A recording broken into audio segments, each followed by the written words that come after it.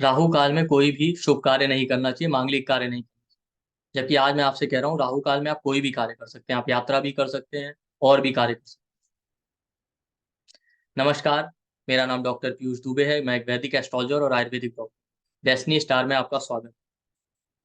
आज हम बात करने वाले हैं राहु काल के ऊपर, और अलग अलग तरह के जो काल होते हैं इन पे हम डिटेल में चर्चा करेंगे कि कैसे अलग अलग दिन में हम कैलकुलेट कर सकते हैं कब कौन सा काल आता है, किस काल में कौन सा कार्य करना चाहिए, कौन सा नहीं करना चाहिए। और आपको सरप्राइज हो रहा होगा कि आज तक आप सुनते आए हैं कि राहु काल खराब होता है। मैंने कहा अच्छा होता है, तो उसका भी आंसर आपको मिल जाएगा। उसके पहले हम ये समझेंगे कि हमारे यहाँ देखिए जैमिनी ज्योतिष में कहा जाता है 7 चरकारक होते हैं, कुछ लोग कहते हैं 8। राइट, लेकिन अब देखिए अलग अलग लोगों का अलग अलग मत है, हम उसमें नहीं जाएंगे। लेकिन बेसिकली 8 चरकारक ही लेनी चाहिए। उसका रीजन, उसका कारण ये है कि शिव महापुराण में 8 महाबंधन बताए हैं, जो हमारे जन्म का कारण, किसी ना किसी पुनर्जन्म का हमारा कोई ना कोई ऋण या कोई ना कोई डिजायर अधूरी रही होगी, उसी बंधन की वजह से ही हमारा जन्म होता है, वरना हमें मोक्ष मिल जाता है। तो जो 8 चरकारक होते हैं उसी में इसीलिए राहु को लेते हैं बट केतु को नहीं लेते, क्योंकि केतु तो मोक्ष कारक है। अब वो 8 महाबंधन कौन से बताए गए? उसमें बताया गया प्रकृति, अहंकार, बुद्धि, अग्नि, वायु, आकाश और जल, और फाइनली पृथ्वी। ये 8 महाबंधन। इसमें प्रकृति है राहु, बाकी सारे प्लेनेट जो बचे हैं 7, केतु को छोड़ के वो बाकी 7 महाबंधन बताते हैं। तो अब आप यहाँ समझिए राहु कितना इंपॉर्टेंट। क्यों? क्योंकि हमारी डिजायर्स और इच्छाओं की वजह से ही तो जन्म होता है। राहु कारक ही है डिजायर्स का, तो बिना राहु के हमारा जन्म नहीं हो सकता। इसलिए राहु को लेना चाहिए। बाकी जिसको जो सही लगता है वो ले सकता है, जिसको साथ लेना है वो साथ ले सकता है, ये मेरा अपना मत। अब देखिए, तो ये हो गए 8 चक्र। तो इसी तरीके से 8 दिक, 2 तरह की दिशाएं होती हैं, एक दिक चक्र और एक काल चक्र। महर्षि पराशर ने अलग अलग ग्रहों से रिलेटेड दिशाएं बताई, और उनसे रिलेटेड देवता भी होते हैं। जो काल चक्र का कॉन्सेप्ट है वो आप समझेंगे, वो आपको प्रश्न मार्ग में मिल जाएगा। वहां पे ग्रहों से रिलेटेड एक अलग भी दिशाएं बताई। ठीक। अब हम पहले ये समझ लेते हैं कि दिक् चक्र में कौन सी दिशा है और काल चक्र में, फिर इनको समझते हैं कि इनका कार्य। ये देखिए, ये आपके पास दिक् दिक् चक्र। इसमें सूर्य की दिशा ईस्ट बताई गई। ठीक। वीनस की साउथ ईस्ट, जुपिटर की नॉर्थ ईस्ट, मार्स की साउथ, राहु की साउथ वेस्ट, सैटर्न की वेस्ट, मून की नॉर्थ वेस्ट, मरकरी की नॉर्थ और केतु की अपवर्ड। केतु को नहीं लेना, बाकी 8 प्लेनेट आप ले सकते। इनमें इनसे रिलेटेड देवता भी बताए गए। जैसे ईस्ट डायरेक्शन के देवता कौन है? इंद्रदेव। साउथ ईस्ट के अग्नि, नॉर्थ ईस्ट के ईशान, और साउथ के यम। राइट, और साउथ वेस्ट, जो साउथ वेस्ट के जो देवता है वो निरुति, और वेस्ट के वरुण देव। उसके अलावा नॉर्थ वेस्ट के वायु और नॉर्थ के कुबेर। ये देवता हो गए। इसीलिए आप देखिए ना, ये दृक चक्र के बेस पे ही क्या होता है। जो ईशान कोण को क्यों शुभ माना जाता है? पढ़ाई लिखाई, मांगलिक कार्यों के लिए, पूजा पाठ के लिए। क्योंकि आप देखिए नॉर्थ ईस्ट के देवता हैं ईशान, और कौन सा ग्रह उस दिशा को रूल कर रहा है? वो है जुपिटर यानी गुरु। गुरु कारक है नॉलेज का, ज्ञान का, पूजा पाठ। आप देखिए किसी को अपना शरीर छोड़ना है, या किसी की बहुत ज्यादा कंडीशन क्रिटिकल है, बिल्कुल उसका डेथ नियर है, तो उसको अक्सर घर में साउथ डायरेक्शन में लेटाते हैं। क्योंकि साउथ डायरेक्शन को कौन रूल करते हैं? यमदेव। और कौन सा ग्रह उसको रूल कर रहा है? वो है मंगल। इस तरीके से तो आप देखिए पूरा का पूरा लॉजिक है। अब आप जाएंगे काल चक्र, जो प्रश्न मार्क के बेस पे लिया गया, तो उसमें आप देखिए ग्रहों की अलग एक दिशा बताई गई। सूर्य की दिशा ईस्ट है, मार्स की साउथ ईस्ट है, जुपिटर की साउथ है, मरकरी की साउथ वेस्ट, वीनस की वेस्ट है, सैटर्न की नॉर्थ वेस्ट है, मून की नॉर्थ है, राहु की नॉर्थ ईस्ट और केतु की डाउनवर्ड। केतु को छोड़ के बाकी प्लेनेट हमारे लेने हैं इसमें। अब जो ये दृक चक्र होता है ना, जो हमने ऊपर देखा, ये 8 तरह के महाबंधन बताए गए हैं जो हमारे शिव महापुराण में। तो 8 तरह की आत्माएं हैं। तो उन 8 अलग अलग आत्माओं का जो मूवमेंट होता है वो ये बताते हैं। अलग अलग ग्रह, फिर उनसे रिलेटेड जो दिशा है और देवता। और जो काल चक्र है वो हमारे प्राण का मूवमेंट बताते हैं। क्यों? प्राण क्या? जो वायु हम लेते हैं छोड़ते हैं, उसी के बेस पे तो हमारा जीवन चलता है। ठीक। क्यों हम ये नहीं कहते मनुष्य कितनी आयु लेकर आए, हम कहते हैं कितनी सांसें लेकर आए। इसलिए आप देखिए ना, दृक चक्र में चंद्रमा जो है नॉर्थ वेस्ट को रूल करता है, जिसके देवता कौन बताए गए? वायु। वायु ही हमारी लॉन्जिविटी का कारक है। और नक्षत्रों को लॉन्जिविटी के लिए बहुत इंपॉर्टेंस दिया जाता है, और चंद्रमा बहुत इंपॉर्टेंट है हमारी लॉन्जिविटी के लिए। और 27 नक्षत्र जो है सारे चंद्रमा के बेस पे ही लिए। तो ये जो दृक् चक्र है वो आत्मा का मूवमेंट बताता है। बिना, जब तक आत्मा शरीर में है तभी तक हम जीवित हैं। और हमारा जन्म होता भी इसीलिए कि हमारे अंदर कोई ना कोई डिजायर बाकी रह गई। दूसरा, जब प्रकृति और विकृति दोनों मिलते हैं, तो जैसा अभी मैंने कहा राहु प्रकृति है, जब कोई ना कोई विकार आएगा आपकी आत्मा के अंदर, या कोई ना कोई इच्छा शेष रही, तभी आपको जन्म लेना पड़ेगा, अदरवाइज नहीं लेना पड़ेगा। ये दृक् चक्र हो गया, ये आत्मा का मूवमेंट बता रहा है, 8 टाइप्स की आत्मा। और काल चक्र बताता है प्राण का मूवमेंट, वायु, प्राण, कि आत्मा प्राण को ले रही है कि नहीं ले रही है, एक्सेप्ट कर रही है कि नहीं कर रही। अगर ले रही है तब तो जीवन चलेगा, अगर आत्मा ने प्राण को एक्सेप्ट ही नहीं किया, छोड़ दिया लेना, तो हमारी मृत्यु हो जाएगी, आत्मा शरीर छोड़ देती। तो यहाँ पे इसलिए ये बहुत इंपॉर्टेंट। तो इसीलिए किसी भी एक्टिविटी को करने के लिए इनका तालमेल होना आवश्यक है, काल चक्र और दृक् चक्र, वो हमें समझना पड़ता। तो ऐसा नहीं है कि केवल और केवल जो है राहु काल ही खराब होता है। तो अब आप इसी काल चक्र से समझिए कि राहु के अलावा भी 8 टाइप के काल होते हैं। सन का, सूर्य काल, मंगल काल, मार्स का, जुपिटर का, गुरु काल, मरकरी का, बुध काल, वीनस का, शुक्र काल, सैटर्न का, शनि काल, चंद्रमा का के लिए मून से रिलेटेड चंद्र काल, और राहु काल फिर राहु से रिलेटेड, केतु नहीं लेना। तो ये 8 तरह के काल हैं। और इसी काल चक्र और दृक् चक्र के बेस पे हम समझते हैं कि कौन से काल में कौन सा कार्य शुभ है, कौन सा अशुभ। तो ऐसा कुछ नहीं है कि राहु है तो घर से निकलना नहीं है या यात्रा नहीं करनी। अब वो कॉन्सेप्ट क्या है, देखिए, कॉन्सेप्ट समझने से पहले ये समझ लीजिए कि ये जो ऑर्डर है काल चक्र का, ये सेम रहने वाला है। तो आप इसको खुद से भी कैलकुलेट कर सकते हैं।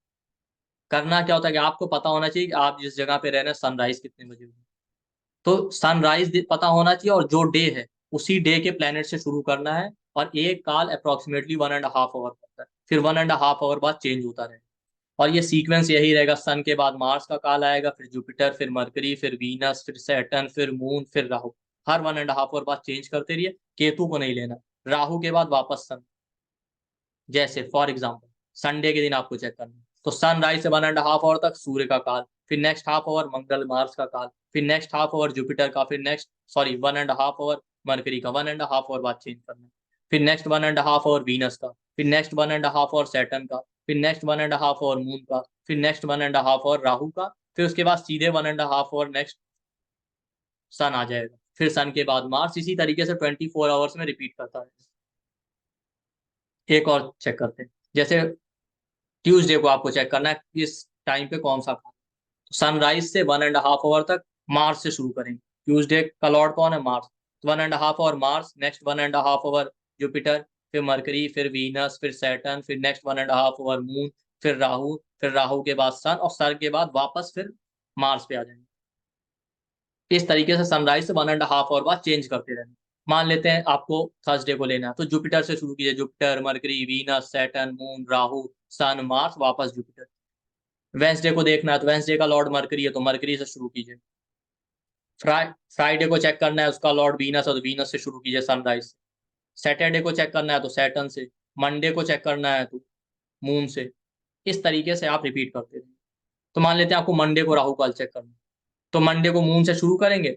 वन एंड सनराइज के बाद, जब से सनराइज हुआ 1.5 आवर तक मून का काल चलेगा, फिर नेक्स्ट 1.5 आवर राहु का आ जाएगा, फिर उसके बाद सन का, इस तरीके से। तो कोई भी काल आप चेक कर सकते हैं। तो ये 8 टाइप्स के काल। अब ये काम कैसे करते हैं, काल चक्र में जो दिशाएं दी हैं उस प्लेनेट से रिलेटेड। फिर आपको देखना है दृक् चक्र में वहां पे उसका एनिमी प्लेनेट तो नहीं आ रहा। अगर एनिमी प्लेनेट आ रहा है काल चक्र की दिशाओं के अकॉर्डिंग दृक् चक्र में, तो फिर वो एक्टिविटी नहीं करनी। तो काल चक्र और दृक् चक्र दोनों को कंबाइन करके दे। फॉर एग्जाम्पल, जैसे आपको देखना सूर्य के काल में सूर्य से रिलेटेड काम कर सकते हैं।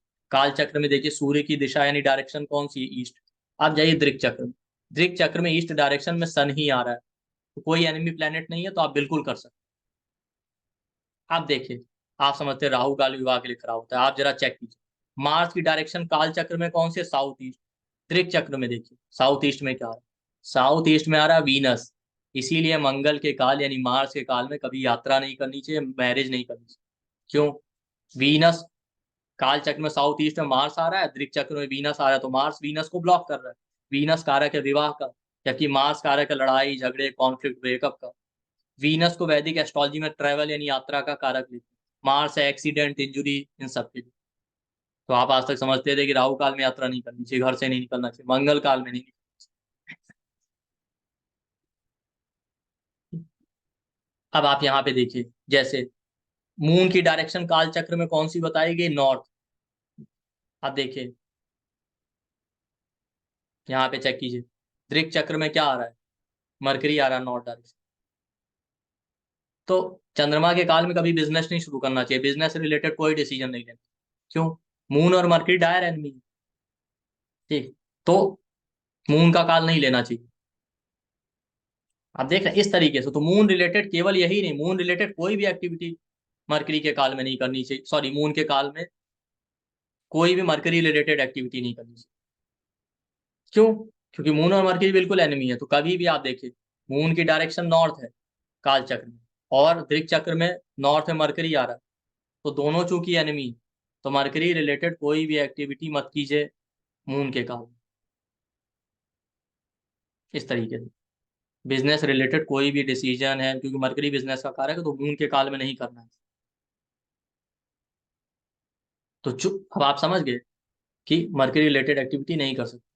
और भी जो भी एक्टिविटी है मरकरी की, वो भी, जैसे डॉक्यूमेंट है, पेपर डॉक्यूमेंट साइन करना है, वीजा के लिए अप्लाई करना है, ये जितने भी मर्क्यूरियल एक्टिविटी है मून के काल में मत कीजिए। क्योंकि मून की जो डायरेक्शन है उसी डायरेक्शन में मरकरी आ रहा है, और दोनों एक दूसरे को एनिमी मानते हैं। अब आप देखिए राहु का चेक कीजिए, राहु नॉर्थ ईस्ट डायरेक्शन। क्यों नहीं करना चाहिए राहु के काल में पूजा पाठ, शुभ कार्य, मांगलिक का, या विवाह क्यों मना किया गया? विवाह में भी पूजा पाठ ये सब होता है। क्योंकि राहु की डायरेक्शन नॉर्थ ईस्ट है काल चक्र में, दृक चक्र में नॉर्थ ईस्ट में कौन आ रहा है, जुपिटर। तो राहु जुपिटर को ब्लॉक कर, जुपिटर ही पूजा पाठ मांगलिक कार्यों के लिए इंपॉर्टेंट है, प्रीस्ट का कार्य। इसलिए मना किया जाता है राहु काल। ये नहीं कि यात्रा भी नहीं करनी, ये भी नहीं करना। तो आप समझ रहे हैं कॉन्सेप्ट कि काल चक्र में आप देखिए प्लेनेट से रिगार्डिंग डायरेक्शन कौन सी है, फिर त्रिक चक्र में देखिए उस दिशा में या उस डायरेक्शन में जो प्लेनेट आ रहा है वो उसका एनिमी तो नहीं। अगर एनिमी है तो फिर उससे रिलेटेड एक्टिविटी अवॉइड कीजिए। जैसे मैंने आपको बताया कि मार्स के काल में मैरिज मत कीजिए, ठीक है, मून के काल में मरकरी रिलेटेड एक्टिविटीज मत कीजिए, राहु के काल में आप जो है पूजा पाठ, नॉलेज से रिलेटेड कार्य मत कीजिए। हाँ, राहु के काल में आप मेडिटेशन कर सकते हैं, उसके लिए कोई प्रॉब्लम नहीं। तो ये पूरा का पूरा कॉन्सेप्ट है। तो आपको कैलकुलेशन भी समझ में आ गया कि कैसे चेक करना है, आप मैनुअली भी चेक कर सकते हैं, बस आपको काल चक्र के जो प्लेनेट का ऑर्डर है वो याद रहना चाहिए। और 1.5 आवर बाद चेंज करते रहिए सनराइज से स्टार्ट। तो मैंने आपको मार्स का काल का, अब आपको क्या है कि प्लेनेट से रिलेटेड कारक पता होना चाहिए और कौन सा प्लेनेट किसका है नहीं। तो बस आप इजीली कैलकुलेट कर लेंगे। जैसे मैंने कहा कि वीनस मैरिज है, मार्स ब्रेकअप है, तो मार्स के काल में वीनस की एक्टिविटी नहीं करनी, वीनस ट्रेवल है, मार्स एक्सीडेंट चोट इंजुरी है, तो मार्स के काल में ट्रेवल नहीं करना है। वीनस कपड़ों का कारक है, मार्स इंजुरी है, लड़ाई झगड़ा है, कपड़े नहीं खरीदने चाहिए मार्स के काल में, मंगल के काल में। ये आप समझिए। जैसे मैंने कहा चंद्रमा के काल में मरकरी रिलेटेड केवल बिजनेस ही नहीं, पेपर डॉक्यूमेंट साइन करना, वीजा के लिए अप्लाई करना, नया मोबाइल खरीदना, कोई भी मर्क्यूरियल काम है वो मत कीजिए। तो बस आपको अलग अलग प्लैनेट से रिलेटेड कारक तो पता होंगे। तो आप इसको चेक कीजिए, और आप सभी लोग डे टू डे लाइफ में यूज करते हैं, तो आप इसे खुद भी देखिए और इस वीडियो को ज्यादा से ज्यादा शेयर कीजिए। जो लोगों के माइंड में मिथ बना हुआ है ना कि बस राहु काल ही खराब होता है, बाकी काल के बारे में उन्हें पता नहीं, वो राहु काल के पीछे पड़े रहते हैं, तो सभी को इससे अवेयरनेस। तो आई होप आपको ये वीडियो पसंद आया होगा। चैनल को सब्सक्राइब कीजिए, वीडियो को लाइक कीजिए, शेयर कीजिए। थैंक यू, नमस्ते।